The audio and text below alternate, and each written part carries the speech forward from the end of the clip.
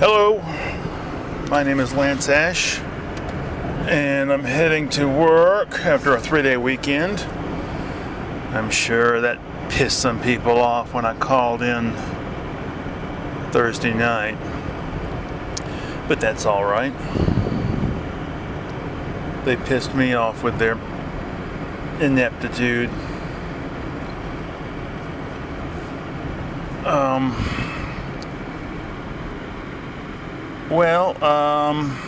I bought a can. I don't know if this. I guess this art supply store chain, Michaels, is nationwide, so you know what I'm talking about. But normally I get canvas at Hobby Lobby, but for some reason, I guess it was last weekend, I wanted to move up to a bigger size canvas. So, for some reason I went to Michaels instead of Hobby Lobby, and I bought this canvas, and I thought, it looks more durably made, more solidly made than the ones I normally get. But I got it home and I started painting on it this weekend, and it's too wobbly. The canvas is not taut enough. My first reaction was, well, I'll just slop some shit on and be done with it. But then I thought, no, I'm going to do the painting properly, like usual. Do it to my usual standards. And so started working on the painting this weekend, and it's going to take a long time to finish. It's a big canvas. And it also made me realize that my easel, which I built out of scraps, is not adequate for larger size canvases. So I'm either going to have to go back down to smaller size canvases or get another easel somehow. And I don't know how I'm going to do that. But anyway, turned out to be a pretty good weekend. It took me a couple of days to get my mind in the right place, but it turned out to be okay. Alright, let's go through the CDs in my bag first, as soon as I get straightened up here. Alright, so I got Herbie Hancock, Speak Like a Child. Got a thing I made by copying stuff off YouTube. It's basically techno music, an hour's worth. Hold on a second, I gotta get out in traffic here. Okay. Alright, hold on a second. Alright, next, Yellow, The Eye. High on Fire, De Mysterious. This is In Excess, Welcome to Wherever You Are, and this is the notorious packaging that is impossible to get open. I don't know what the hell they were thinking. I need to look this up online and see if other people feel the same way about it as I do. Instead of a standard jewel case, it's this plastic framework with a cardboard cover, and it doesn't open easily. This is Voivod, Dimension Hatros. This is Susie and the Banshees, Hyena. And I had this on cassette back in '87, and it seems to me it had a different cover. I can picture it in my mind, and I have not been able to find any evidence of that. This is The Cure, 17 Seconds, and I think that's it. Yep. Alright. Now, oh, by the way, finally got to listen to some of the most recent Cult album. It's not very good. I mean, it has this, grandeur and all that shit, but it doesn't have much punch. I don't have any topics.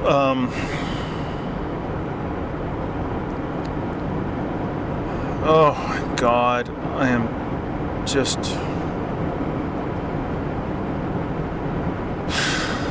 last week at work, it was such a mess. I have FMLA, which is the Family Medical and Leave Act. I'm approved for that. And part of the supposedly part of the terms that my neurologist laid down when she filled out the paperwork was that I don't work overtime. And now nobody has asked me or told me that I have to work overtime since the Christmas season began, but I'm waiting for it. It's going to happen this week, and I'm going to have to say, sorry, my FMLA says I don't work overtime. There's going to be a ruckus, I can guarantee you. Well, you got to have documentation, and I'm going to say, well, the documentation is supposed to be already on file. And well, we find no evidence of that. We can't find, I'm waiting. And there won't be any way for me to prove that, because I'm pretty sure the neurologist is going to be on vacation all this week, and I'm pretty sure I won't be able to get any confirmation from her. But we'll see.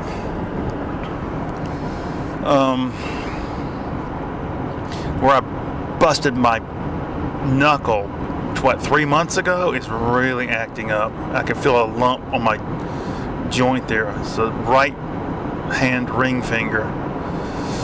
Oh God, it hurts. Yeah, I can't flex the finger very well. There's another mattress on the side of the road back there. I've been seeing a lot of mattresses on the side of the road lately. God, I'm on the verge of a headache. I flex my jaw. It hurts above my right eye socket. I'm 54. You know that? I'm 54. And you think about all the people who died before they turned 54, and it's unbelievable. I've tried several times to read the book Illuminatus by Robert Anton Wilson and Robert Shea, and I just think it's silly. So I tried to listen to the audiobook version this weekend, and Ken Campbell and what's the other guy's name? Anyway, they're famous British actors. Did the audiobook, and I'm listening to this, and the voices are really good, and I didn't recognize the name, but when I looked up the guy pictures, like, oh, I've seen him I've seen both of them in tons of stuff. What was the other dude's name? Fairbank, I think. Anyway, and I got into that because I was desperately trying to find something to listen to while I was painting and drawing. And I thought, well, let's give Robert Anton Wilson a try again. And listen to some of his stuff.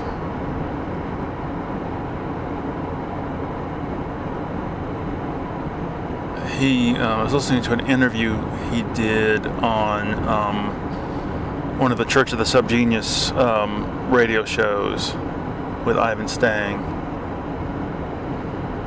And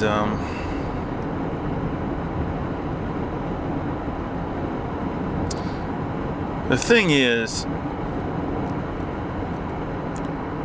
we all know that life has no objective meaning. Our self-consciousness, our consciousness, our sentience leads us to think that there must be, because we wonder, well, what's the point, And when you realize that, all the traditional attempts at creating objective meaning, religions and philosophy too, for the most part, are just bullshit. And you decide, well, I'll come up with my own thing, and for an artistic person, you wind up making a very codified thing, and it's silly. Yeah, it is silly what you come up with, but in order for it to be relevant for your own life, you have to sort of take it seriously. So people like the Church of the Subgenius and Robert Anton Wilson's Discordianism, on the one hand, they're winking at you saying, well, we know it's bullshit, but it, you know, it's a fun way for us to create some sort of meaning and create some sort of system of I don't know, relevance. But they kind of, when they present it to the public, they kind of have to pretend they're taking it seriously, no matter how silly it. I don't know. So the best thing to do is come up with your own personal philosophy, one personal thing, but don't tell anybody about it. Don't bandy it about too much. And years ago, when I came up with the idea of procurement for my personal philosophy, I realized that if I ever became successful and people are like, well, how, you know, what's your mental attitude towards the world? What's your personal philosophy? If I ever admitted it, what it is, people would go, oh, works for him. Tell me more. That's when the trouble starts. So I created two versions, basically, and I'm spilling the beans here, but basically there's procurement, which is like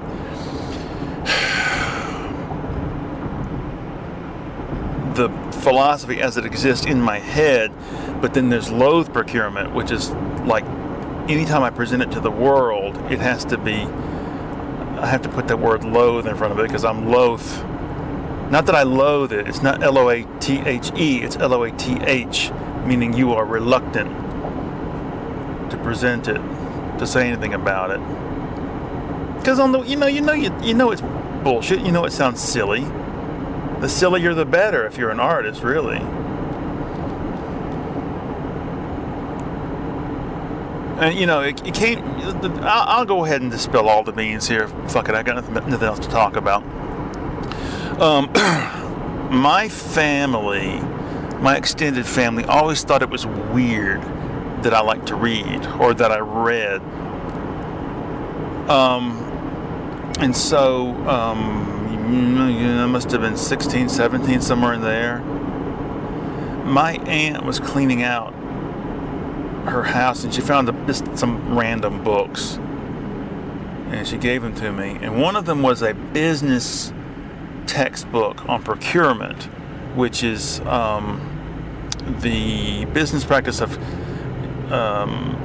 obtaining the materials you need, the resources you need to do the job. Like if you're a paper manufacturer, you're going to need this and that, whatever. And so I had this book in my room, and I created this little fantasy.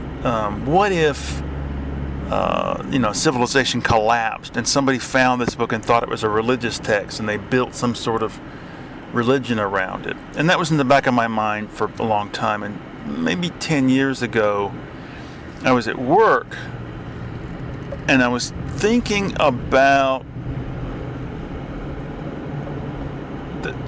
the word procurement popped in my head, and I thought it was an appropriate term to use for the idea of creating or grabbing at concepts to deal with whatever situation you happen to find yourself in. You can grab any imagery or any symbolism or anything that happens to come into your head or come across your perceptions in order to deal with whatever, situation you're in. And it's really an art philosophy, meaning I'll just do whatever the fuck I want. And if I want to create this or that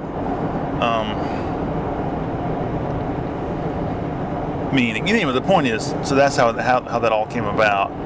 And I never really formalized it too much. It's just my way of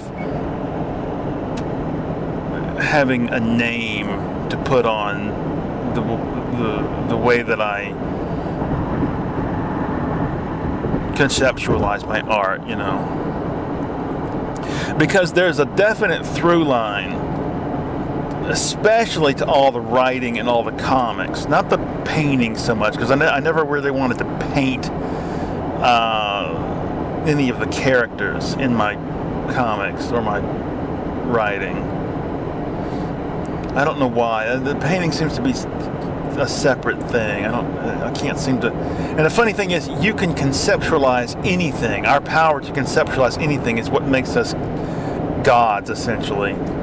And I should be able to come up with some concepts so that I can include. And for a while, I did include the paintings in the magazine, but I don't know. As I once said, purism is our enemy. Anyway.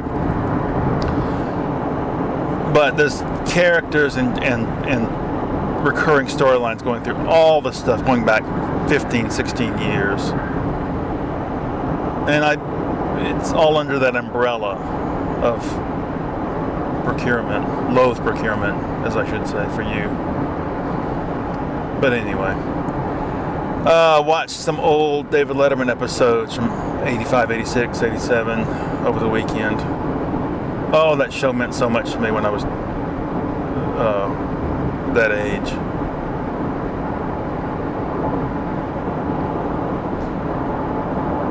He was such a smart ass, and he just always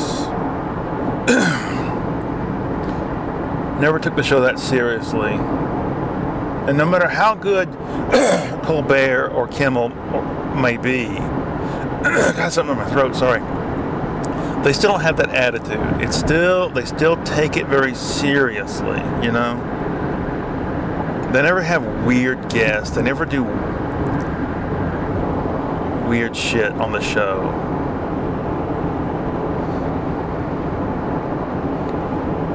Oh, dear, dear, dear.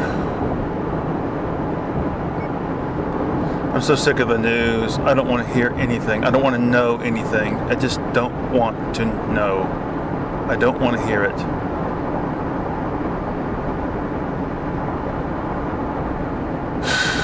God. If we don't get to go back to Athens, if my job doesn't get moved back in February like I've been promised, I think I'm going to lose my goddamn mind. I'm just going to, I don't know. I'm going to make another big check mark on the list leading up to my washing my hands of the entire world.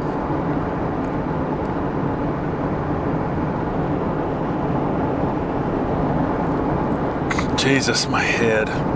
I shouldn't be having a headache. I slept pretty good today. And had a good workout. I didn't meditate. I just don't want, I've gotten to the point where I just don't give a shit. I just don't want to make a fetish out of it. You know, if you feel like meditating, sure, if it's the right appropriate thing, but I'm not going to force myself to sit down and be quiet and observe my breathing for 10, 15 minutes. I'm just, if I feel like it, fine, but I'm not getting consistent results. And what those results would be, I really don't know. I think you can get the same results just by sitting for 60 seconds and thinking, okay, this is who you are, this is where you are, this is what you're doing, this is what's going on. Take a breath and calm down, everything's okay, Because once you realize, I'm just going to go ahead and spill some more beans here. Enlightenment is just the understanding that the universe doesn't exist as you know it unless you're there to observe it. So you're just as important as everything else. That's it. The universe is created by your perceiving it. And I know that there's this new idea being bandied about where there's main character syndrome. You think you're the main character in the story of the world. Well, you are the main character in the story of your life. And if you're not, then you're a chump. Oh, I only live to see that Donald Trump gets more glory. You're a fool.